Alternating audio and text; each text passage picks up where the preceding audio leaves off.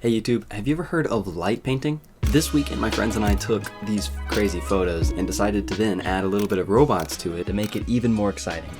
This is every flavor of robot. Today we're going to be trying out a new idea called fast flavored robots, where we just build whatever we can with whatever we have laying around the house. Before we get to how we built a light painting robot, I think you'll need to understand how light painting works without a robot. So let's talk cameras. Back when I was still studying engineering in college, I used to be a photographer to help pay for school. And I would mainly do like portraits for clubs and pet photos and headshots for people. But for fun, like my friends and I would take all the camera gear and we would go out and try to do like just fun photo shoots. And one of the most fun things to do was long exposure photo shoots. Now, if you're not familiar with camera terms, when we say exposure, we're talking about how much time are we gonna let light hit the sensor in a digital camera or a film in a film camera. And long is an adjective indicating, okay, so the point is, you could crank this thing up to like 15, 20, a minute and a half, like however long you want to leave the sensor open.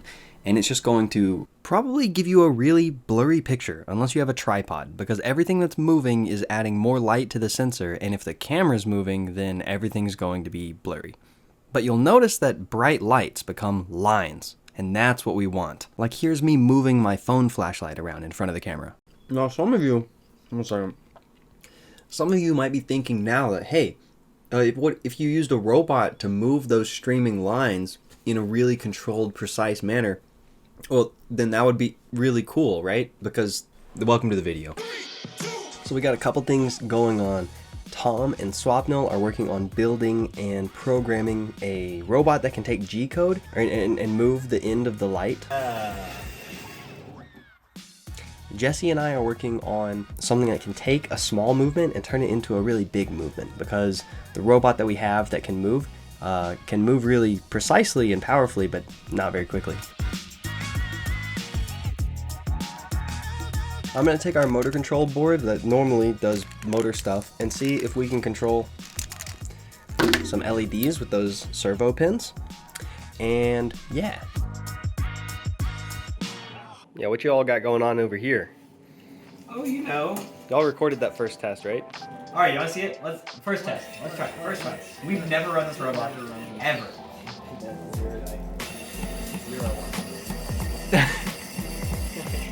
And then 0, 0. Dude, what happened to this coupler? That poor thing. We're working with scraps here. This is a shaft coupler. It's supposed to be flexible so that it can absorb the misalignment. Ironically, I think it's causing the misalignment. That's the trade-off you get.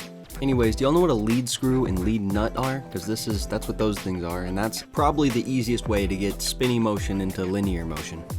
That poor thing. I did it. Yeah. Hey, do you remember when we did the Etch-a-Sketch and we said... Wait, you and the plant are doing the same pose.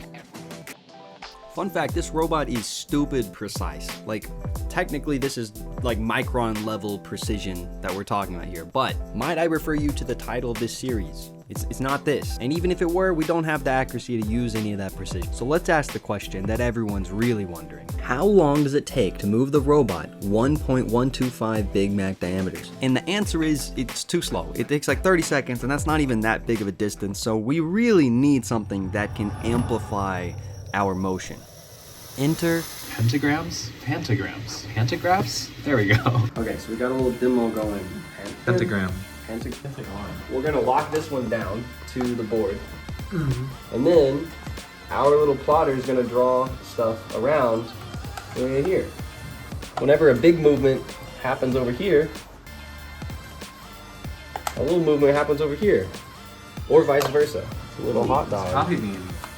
I can't pick up the pencil, so this is kind of hard. It looks like a cursed Chuck E. Cheese. Wait, the little one was so buff. What's going on? It's an exact copy. I don't know what you're talking about.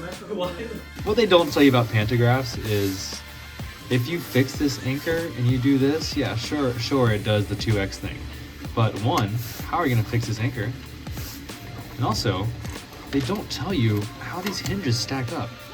So in order to scale up the pantograph demo that we had, we needed to design much stronger hinges, which Jesse solved by embedding skateboard bearings inside of our 3D prints, and then we could just pin the joints together. I thought that was super cool. I'd never done that before. Then we had to scrounge around in the garage until we found something that was rigid enough to be the limbs of this pantograph. An added bonus to these is that they're LED strip holders, so we could put LED strips in them and make it look even cooler. But we had to wait on 3D printing to finish until we could see how rigid it is, and that would determine our design for the anchor point. So it's time to focus on the photos. We have the SVG sent over to Swapnil, so he's going to put it into the G-code server, and then they're going to generate the G-code to draw, and we're going to see if we can capture it on a long exposure.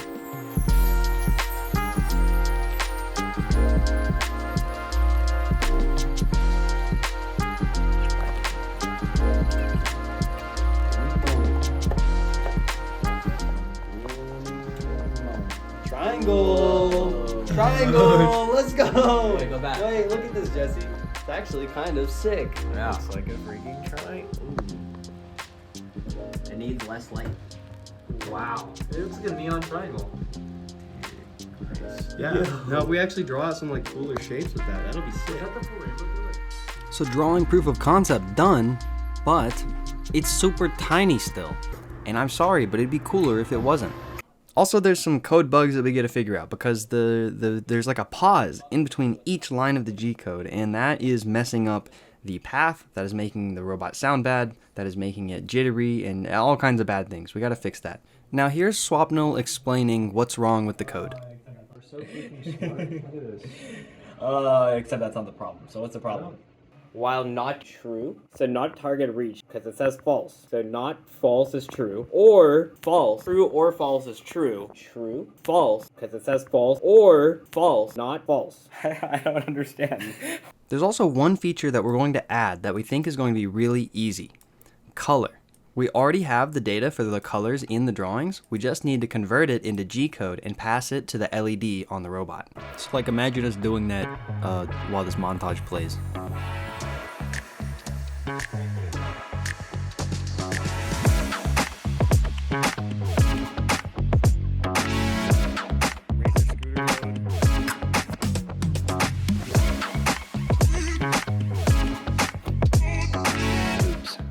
They don't have any LEDs in them yet, but that is a really big, it's a 1 to 5 extension, I think. Wakey, coochie, coochie, coochie. Okay, so we should see this thing. Some of these light up. That is pretty exciting. Okay. Oh no, no. I have 9 hours to my play. Oh. Okay, so we gotta solder that back on. This might as well be cleaned up.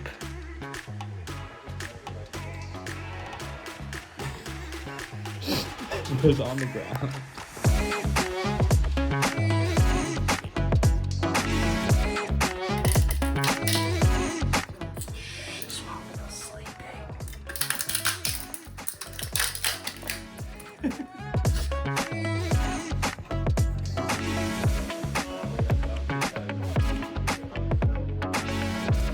This giant pillar is the anchor point that we were talking about earlier. They're watching a movie. This is so cool. Let's go, Jesse. Let's go.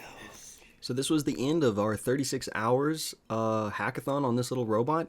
I think we're really happy with where it ended up. We're gonna get some more shots tomorrow, but we're done designing, we're done building. It's just ready to play with.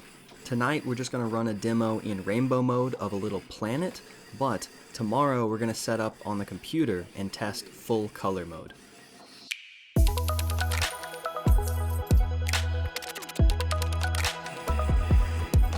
That is pretty neat.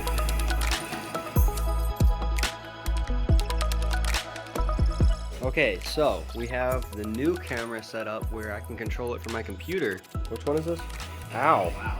My eyeballs. That hurts. It's definitely Charlie Brown getting obliterated by a quasar. Okay, I'm ready now. This is the big test of the weekend. Will the colors from the drawing file make it through? Okay, I'm actually excited to see that. Could you guess what it was? It should pop up right here. Whoa! Yo! Yo! What? We did it! Dude, is it backwards? This is so great. Dang, that was so easy. Okay, so here's the final demo reel, but keep in mind, it's all thanks to these people. Thank you to our Patreon members. Let's go.